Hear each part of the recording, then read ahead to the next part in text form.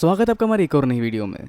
और आज की वीडियो में आपके लिए लेकर आए हैं एक सस्ता टिकाऊ अपग्रेडिंग ऑप्शन, जिसको आप 5,000 से लेकर 10,000 तक के ऑप्शन में अप्लाई कर सकेंगे। जहां हम आपके लिए अपग्रेडिंग ऑप्शन लेकर आए हैं H61 मदरबोर्ड के साथ। तो ये अपडेट उन लोगों के लिए काफ़ी काम का होने वाला है जो इस्तेमाल करते हैं कोर टू डू कंप्यूटर को। पर आज के इस अपडेट के इस्तेमाल से वो काफ़ी कम बजट में काफ़ी अच्छी परफॉर्मेंस पा सकते हैं अपने पुराने सिस्टम की तुलना में। तो इसमें आपके लिए अपग्रेडिंग ऑप्शन हो सकते हैं i3 प्रोसेसर से लेकर i7 तक के प्रोसेसर अलग अलग जनरेशन के। तो देखते रहिए इस वीडियो को आखिर तक और जानिए कि क्या बेस्ट ऑप्शन हो सकता है आपके लिए एक सिस्टम चुनने के दौरान। तो सबसे अहम कंपोनेंट है मदरबोर्ड, जिसके लिए हम लोग इस्तेमाल करने वाले हैं Zebronics और एंट स्पोर्ट के H61 मदरबोर्ड का। और साथ ही हम इस्तेमाल करेंगे 8 GB रैम, 500 GB SSD और एक CPU फैन। और बिल्कुल एक अहम कंपोनेंट जो होगा प्रोसेसर i3, i5 और i7 का। तो जो भी कंपोनेंट आप इसमें इस्तेमाल करने वाले हैं, इसके बहुत सारे ऑप्शन आपको ऑनलाइन और ऑफलाइन मार्केट में मिल जाएंगे, तो अपने हिसाब से आप और सस्ता ढूंढ सकते हैं। तो अगर हम बात करें अपने कंपोनेंट की, तो हम इस्तेमाल करने वाले हैं इसमें सिम्ट्रॉनिक्स की रैम, जो एक DDR3 की रैम होगी। और ये रैम काफ़ी तक हमें बाकी रैमों के कंपैरिजन में थोड़ी रिलायबल लगी। पर आप अपने बजट के हिसाब से सिम्ट्रॉनिक्स की जगह कंसिस्टेंट कंपनी की रैम भी ले सकते हैं। और साथ ही मैसेज इस्तेमाल करने वाले हैं क्रूशियल कंपनी की 500 GB। पर अपने बजट के हिसाब से आप 250 GB के SSD का भी इस्तेमाल कर सकते हैं। अब आगे अगला कंपोनेंट है मदरबोर्ड, जो हमने लिया है Zebronics का। पर आप इसकी जगह लैपकेयर और एंटी स्पोर्ट के मदरबोर्ड भी चुन सकते हैं। वैसे मदरबोर्ड इन 3 कंपनियों से ही चुने, क्योंकि इन कंपनियों की वारंटी और सर्विस बाकी और पुराने लाइनअप के मदरबोर्ड बनाने वाले छोटी मोटी कंपनियों से बेहतर है। तो ये थे कुछ वो कंपोनेंट जो हर कॉम्बिनेशन में बिल्कुल सेम रहेंगे।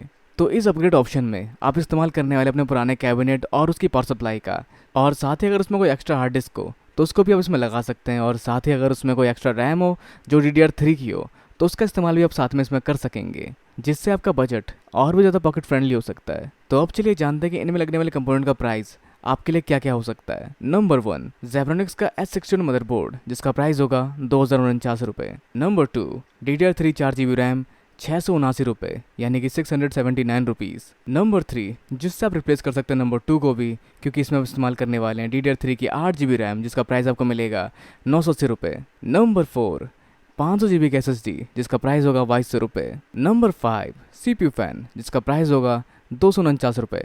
तो चलिए जानते हैं अब हर बिल्ड में चेंज होने वाले प्रोसेसर का प्राइस, जहां आप पा सकते हैं i3 के सेकंड जनरेशन के प्रोसेसर को 449 रुपये में। i3 थर्ड जनरेशन जो ऑनलाइन मार्केट में नहीं है, तो उसको आप ऑफलाइन मार्केट में ढूंढ सकते हैं और लिस्ट के हिसाब से अपने प्राइस को एडजस्ट कर सकते हैं। i5 सेकंड जनरेशन 799 रुपये का, i5 थर्ड जनरेशन 1850 रुपये का, i7 सेकंड जनरेशन 3500 रुपये, i7 थर्ड जनरेशन 4,850 रुपये। तो चलिए अब जानते हैं कॉम्बिनेशन का प्राइस। तो पहले टोटल कर लेते हैं उन सभी पार्ट्स का जो सब में सेम रहने वाला है। जहाँ इन सेम रहने वाली चीज़ों के भी 2 ऑप्शन बन जाते हैं, 4 GB रैम और 8 GB रैम। तो एक अपग्रेड आपको पड़ेगा अगर आप 4 GB रैम इस्तेमाल करते हैं तो 5,177 रुपये विदाउट प्रोसेसर। और अगर आप इसमें 8 GB तक की रैम लगाते हैं तो आपको ये कॉम्बिनेशन मिलेगा 5,478 रुपये का विदाउट प्रोसेसर। तो अगर आप 4 GB रैम के साथ यूज़ करते हैं i3 सेकंड जनरेशन, तो आपके अपग्रेडेशन का खर्चा आएगा 5,626 रुपये। और अगर आप यूज़ करते हैं 8 GB रैम का, तो आपका अपग्रेडेशन कॉस्ट आएगा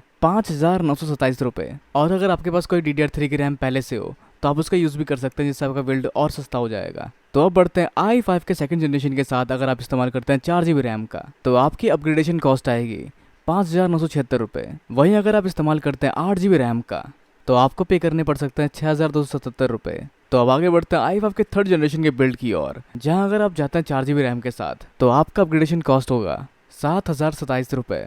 और अगर आप जाते हैं 8 GB रैम के साथ, तो आपका अपग्रेडेशन कॉस्ट होगा 7,328 रुपये।